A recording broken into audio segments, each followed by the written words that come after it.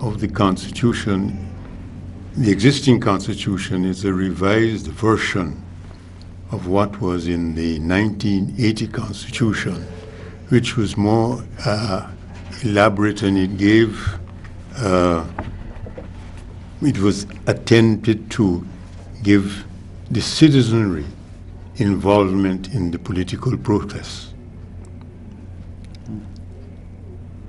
Article 13 was revised in the revision process, and as I said, stripped of its socialist content.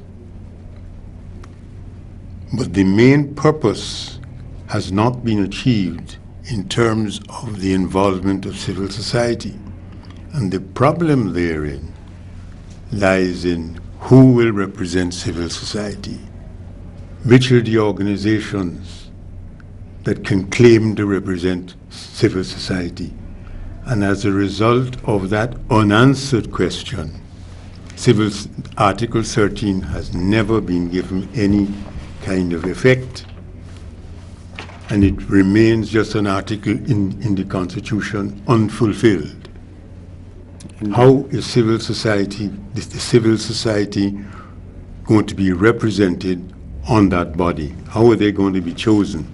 Who represents civil society for the purposes of the Article 13? Article 13. If I may kindly say this, traditionally, the political system as we know it all too well, and my perspective on this, they have co-opted all of the roles within a sovereign state. As you can see within this Cooperative Republic of Guyana system, political system, traditionally this is what they have done. Here it is now, the Guyana National Council of Public Policy, recognizing that we want a different sort of democracy. We want to hone and uphold. We want the society. And let me just say this, get a little step back. Let me say a little step back. When I look at the present political system and look at the operatives, you know, everyone seemed to be so entrenched with some venomous, virulent animosity against each other, the way that they, I say, coagulate among themselves. You hear them variously. And when they do this, they always seem to reference what I consider to be our founding fathers. It's as if they're propagating and ensuring a sustainable existence of what the founding fathers have given us and what they did. If you look back in time, sir, what you and the founding fathers have done for us, you did it well given the existence of the present time. But I always say that maybe the Honorable Chetty Jagan and Forbes Burnham and all of those, they're probably having some whiskey laughing at us because they're saying, we know nothing about information superhighway, right? If you look at the time when they were bringing into being, and they've done it so well. So where is the independence of thoughts to create real sustainable change and development? I always speak about the baton that we are to receive. I speak of the baton as being very pimple-ridden. We as a generation, many individuals in the society do not recognize or even know the history behind a Forbes Burnham and a Chetty Jagan, but those that are within the seat of power in government, they never seem to have any independence of thoughts given what is happening in this dispensation, in this present time, so that we can have a very formidable, clear, competitive advantage with the rest of the world. So what do we do as a generation? We want to see a different interplay of things.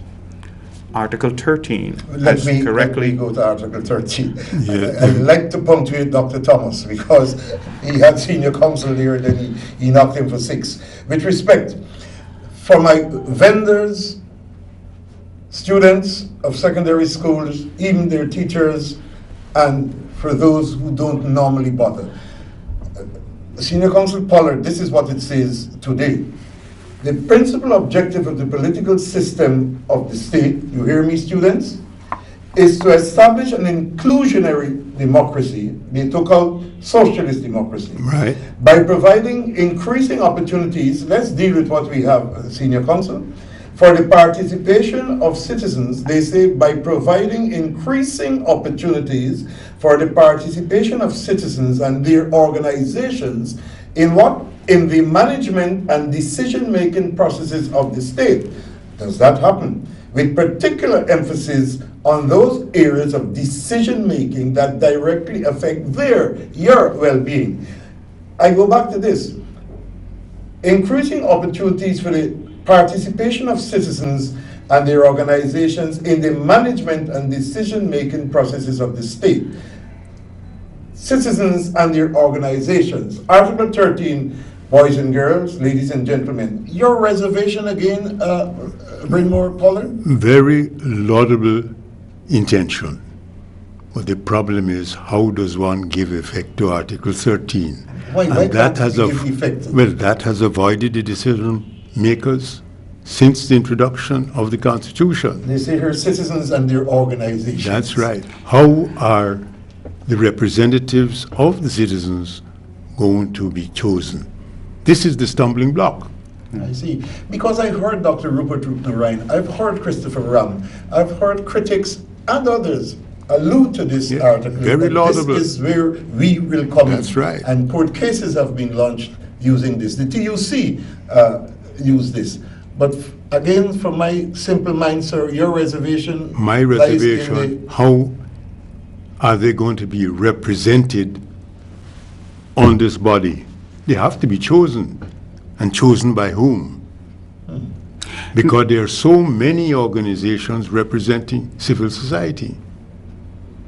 So can civil society sit down with the Gncpp or some? You come back to my point. And decide, look, we are going to. But we who?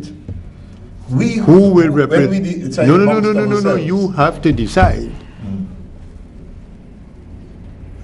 on the organizations that constitute civil society. Trade unions, who else? Bodies representing women. There are so many. There are 40 of them 54, precisely. Right, Therein, number. that is my problem. Therein lies the problem. So how would you respond, Dr. Thomas? Let me give, Senior Counsel. I've given one example about the way the political system has not given what you call effect That's right. and respect to civil society. And I spoke about the way the Elections Commission is constituted. Just let me make an intervention, and as a result of that, Article 13 has not been implemented. Indeed. Bear that in mind. Here, be as it may, here comes the Guyana National Council of Public Policy to ensure the implementation of Article 13. But let me also bring this to bear. Just prior to the elections,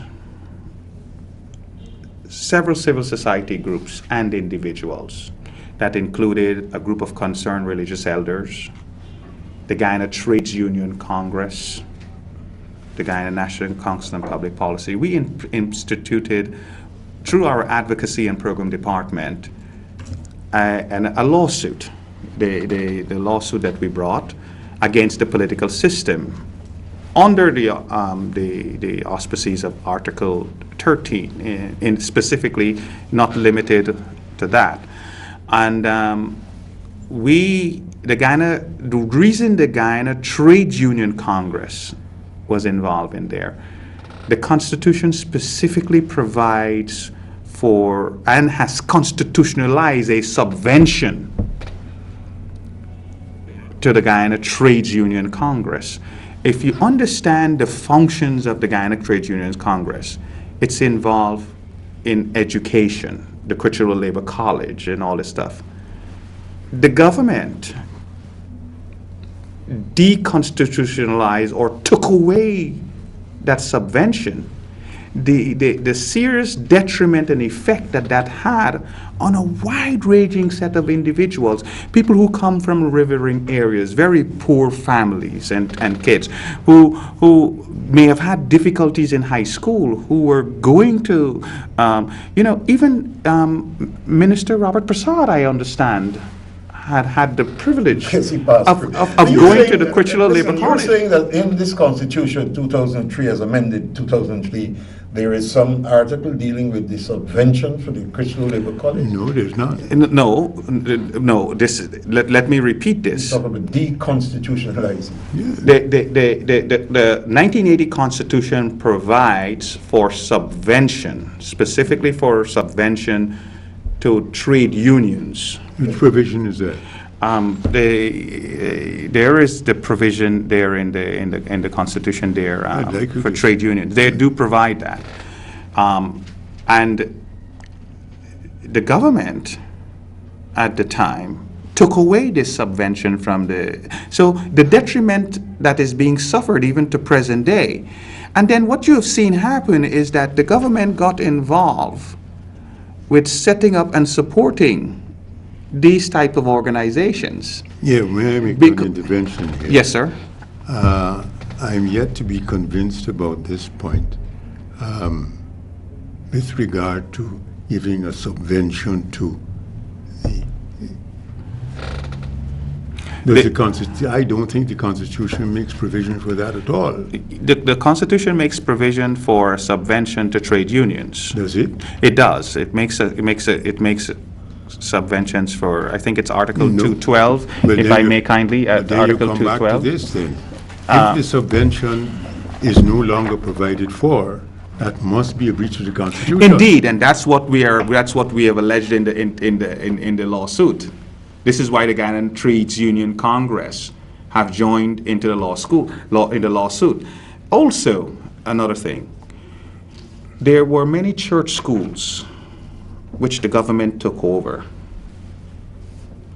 And the government, they handed back these schools to the churches in a very deplorable state of disrepair. There are no schools functioning in those schools. They just sit there.